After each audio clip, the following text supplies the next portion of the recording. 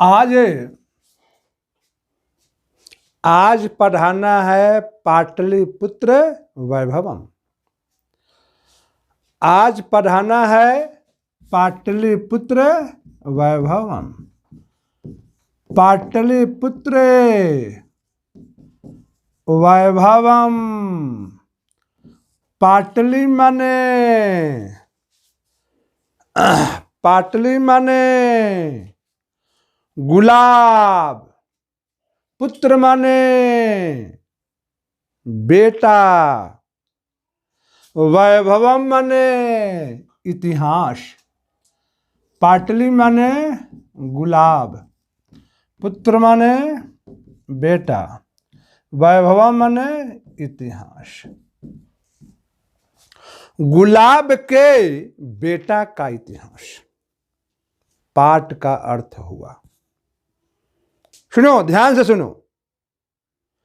पाटलिपुत्र वैभवम, गुलाब के बेटा का इतिहास। पाटलिपुत्र को पटना भी कहा जाता है।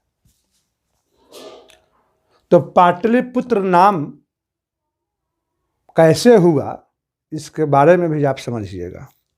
पहले सुनिए हमारी बातों को। हल्ला गुल्ला से बंद करो, सुनो हमारी बात को। पटना का इतिहास 2500 वर्ष पुराना है। कितना पुराना है? 2500 वर्ष। सुनो, दामोदर गुप्त कवि ने, कौन? दामोदर गुप्त कवि ने कूटनिमताख नामक कूटनिमताख नामक ग्रंथ में लिखा है कि पटना पृथ्वी का तिलक है, सरस्वती का घर है, स्वर्ग के समान सुंदर है। देखो क्या लिखा दामोदर गुप्त कवि ने, किस पुस्तक में? कूटनिमताख ग्रंथ में लिखा है कि पटना पृथ्वी का तिलक है, सरस्वती का घर है, स्वर्ग के समान सुंदर है। देखो कितनी बड़ी बात लिखा उन्होंने। महात्मा बुद्ध पटना में आए थे। उन्होंने भविष्यवाणी की थी कि पटना एक रोज महानगर होगा, परंतु 3 कारणों से पटना का विकास नहीं हो पाया। कितने कारणों से? 3 कारणों से। वह कौन कौन सा कारण है? पहला कारण है बाढ़ की विभीषिका। बाढ़ की विभीषिका। बाढ़ की विभीषिका पहला कारण है, बाढ़ की विभीषिका। दूसरा कारण है अग्निदाह। तीसरा कारण है आपसी कलह। सुनो, हल्ला बंद करो। अभी तक मैंने क्या बात कहा, एक बार फिर सुन लो। पाटलिपुत्र वैभवम पाठ का अर्थ है कि गुलाब का बेटा का इतिहास, पटना का इतिहास 2500 वर्ष पुराना है। दामोदर गुप्त कवि ने कूटनिमताख नामक ग्रंथ में लिखा है कि पटना पृथ्वी का तिलक है, सरस्वती का घर है, स्वर्ग के समान सुंदर है। यहां पर महात्मा बुद्ध आए थे, उन्होंने भविष्यवाणी की थी कि पटना एक रोज महानगर होगा, परंतु 3 कारणों से पटना का विकास नहीं हो पाया। पहला कारण है बाढ़ की विभीषिका, दूसरा कारण है अग्निदाह, तीसरा कारण है आपसी कलह। बाढ़ की विभीषिका प्रत्येक आषाढ़ के महीना, प्रतिवर्ष के आषाढ़ के महीना, सावन के महीना, भादो के महीना, आश्विन तक बाढ़ का आना, बाढ़ से लोग तबाह थे। दूसरा कारण अग्निदाह, अब पुनः जब लोग घर बनाते थे कहीं कहीं से कहरा बांस खड़ इत्यादि ले आकर के, तो अग्निदाह, उस गांव में आग लग जाता था। अब बतलाइए, जहां प्रतिवर्ष जो गांव बाढ़ से तबाही हो, बराबर प्रतिवर्ष लगभग उस महीना बैसाख जेठ के महीने में आग लग जाता हो गांव में, स्थिति कितनी दयनीय होगी। और तीसरा कारण था आपसी कलह, लोग एक जगह नहीं रहते थे, बराबर कलह युक्त रहते थे। इन्हीं 3 कारणों से पटना का विकास नहीं हो पाया। सुनो, हल्ला गुल्ला पहले बंद करो, ध्यान से सुनो, मैं दिमाग में लिख दूंगा तुम्हारे। पटना में पहले इतना न अधिक मात्रा में गुलाब का पेड़ हुआ करता था कि लोग उससे साफ करते करते में लोग तबाह रहते थे। इतना न गुलाब का पेड़ हुआ करता था।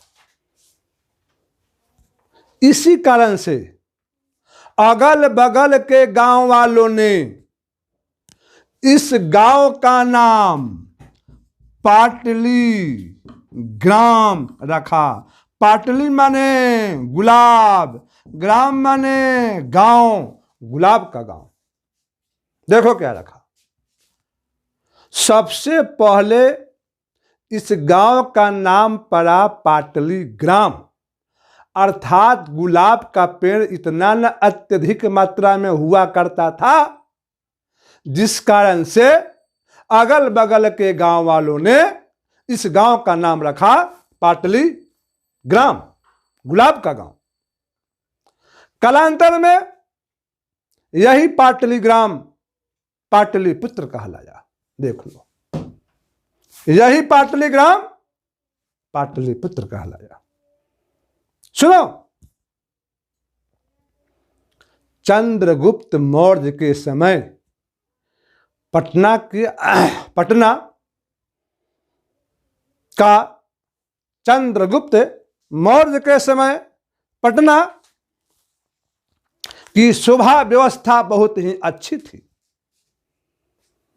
चंद्रगुप्त मौर्य के समय पटना की शोभा व्यवस्था बहुत ही अच्छी थी और राजा अशोक के समय यह समृद्ध था। और आगे की बात सुनो, कवि राजशेखर ने, कवि कौन? कवि राजशेखर ने स्व काव्य मीमांसा,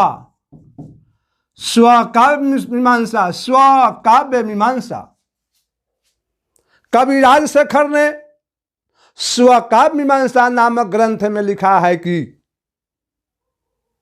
यहां पर पटना में वर्षावी, पाणिनि, पिंगल, ब्याडी, वररुचि, पतंजलि इत्यादि विद्वानों ने अध्ययन किया है। देखिए, उतने बड़े विद्वान पाणिनि,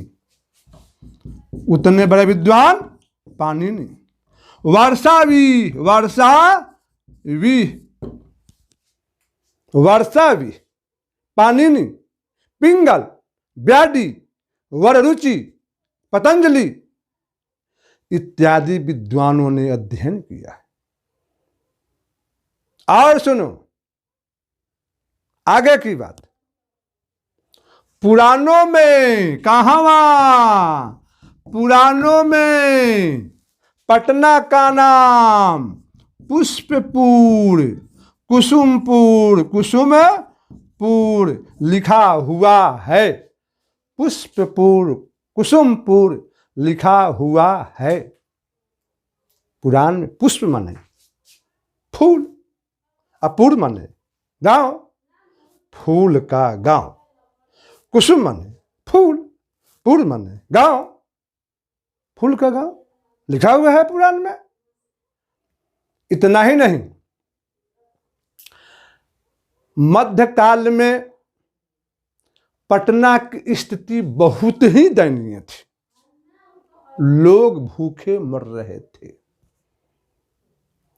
मुगल वंश के शासन काल में इसका उद्धार हुआ और अंग्रेजों के शासन काल में इसका विकास हुआ।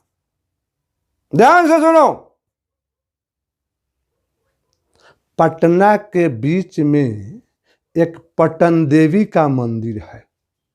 उसी पटन देवी के नाम से, पटन देवी के नाम से पटना का नामकरण हुआ है।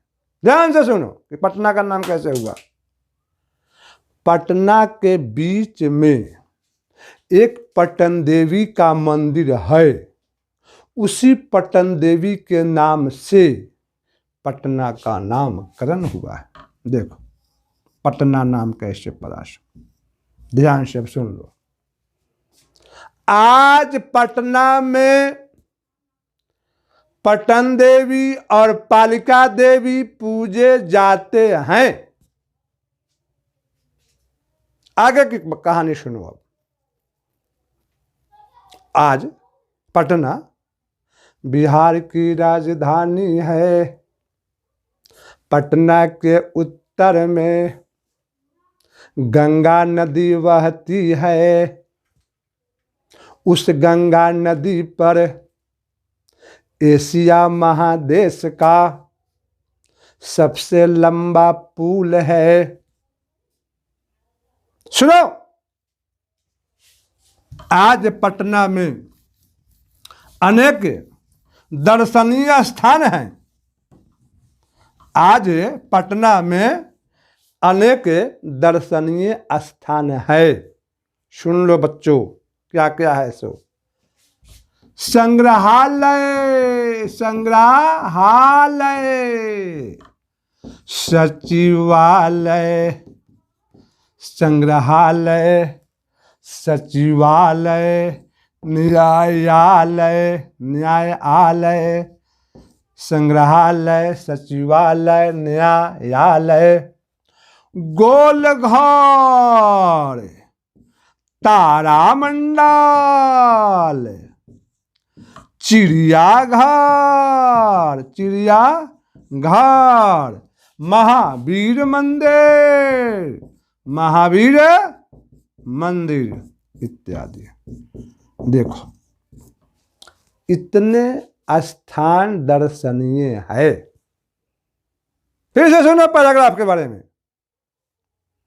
पटना के उत्तर में गंगा नदी बहती है। उस गंगा नदी पर एशिया महादेश का सबसे लंबा पुल है। आज पटना में अनेक दर्शनीय स्थान है, जैसे संग्रहालय, सचिवालय, न्यायालय, गोलघर, तारामंडल, चिड़ियाघर, महावीर मंदिर इत्यादि। सिख संप्रदाय के 10वें गुरु गुरु गोविंद सिंह का जन्म पटना में हुआ था। आज पटना में देश और विदेश के लोग घूमने के लिए आते हैं। आज पटना महानगर की ओर अग्रसर है। महात्मा बुद्ध ने हजारों वर्ष पहले जो भविष्यवाणियां की थी, अब वह सत्य हो रहा है। उन्होंने कहा था कि पटना एक महानगर होगा। उनकी वाणी अब सत्य हो रही है, अब पटना महानगर की ओर अग्रसर है। समाप्त। यही तो पाठ है। मैं बार बार कहता हूं कि मैं तुम्हारे दिमाग में लिख दूंगा, तुम ध्यान से सुनो। ध्यान से सुनोगे तो निश्चित रूप से दिमाग में तुम्हें लिखा जाएगा, इसमें कहीं से कोई संदेह ही नहीं है। सुनो, अब इसका आगे का प्रश्न लिखो। प्रश्न लिखकर याद करके तब आना है कल। पहला प्रश्न है कि पाटलिपुत्र वैभवम पाठ का अर्थ क्या है? पाटलिपुत्र वैभवम पाठ का अर्थ क्या है? दूसरा प्रश्न है कि पटना का इतिहास कितना वर्ष पुराना है? तीसरा प्रश्न है कि दामोदर गुप्त कवि ने कूटनिमिताक्ष नामक ग्रंथ में पटना के बारे में क्या लिखा है? चौथा प्रश्न है महात्मा बुद्ध ने पटना के बारे में क्या भविष्यवाणी की थी? पांचवा प्रश्न है किन कारणों से पटना का विकास नहीं हो पाया? छठा प्रश्न है चंद्रगुप्त मौर्य के समय पटना की स्थिति कैसी थी? सातवां प्रश्न है कवि राजशेखर ने स्वकाव्य मीमांसा नामक ग्रंथ में पटना के बारे में क्या लिखा है? आठवां प्रश्न है पुराण में पटना के बारे में क्या लिखा हुआ है? नौवां प्रश्न है मध्यकाल में पटना की स्थिति कैसी थी? 10वां प्रश्न है किस देवी के नाम पर पटना का नामकरण हुआ है? 11वां प्रश्न है पटना में कौन कौन से देवी पूजे जाते हैं? 12वां प्रश्न है कौमुदी महोत्सव कब मनाया जाता था? दिमाग में भी लिख लो। गुप्त वंश के शासन काल में शरद ऋतु में पटना में कौमुदी महोत्सव मनाया जाता था। इसका उत्तर यही होगा, तुम लोग अपना से लिख करके ले आना। आगे का प्रश्न है कि पटना के उत्तर में कौन कौन सी नदी बहती है? पटना में दर्शनीय स्थान क्या क्या है? अगला प्रश्न है गुरु गोविंद सिंह का जन्म कहाँ हुआ था? अंतिम प्रश्न है पाटलिपुत्र वैभवम पाठ का सारांश याद करें। इतना जब तुम लोग प्रश्नों को बना जाओगे निश्चित रूप से सुनिश्चित तुम्हारे दिमाग में बात बैठ जाएगी कि पटना का इतिहास क्या है।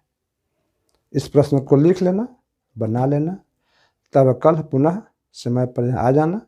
मैं फिर अगला पाठ में कल तुम लोग को पढ़ाऊंगा।